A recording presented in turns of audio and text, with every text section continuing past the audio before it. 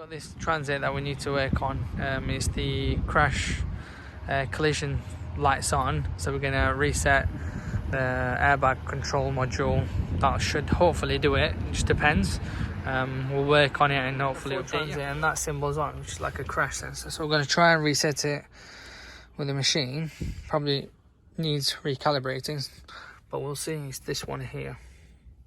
But we managed to reset the crash data module, and every time we turned it back on, the light would still stay there. What we hadn't realized was after you've done the crash data, you need to take that, turn the key, take it out and leave it for about a few seconds and then plug it back in and turn it on, and the light should disappear, which it has now. So if we turn it on, shouldn't be anything other than the driver's door, and if we shut this, there's 0 messages. All done.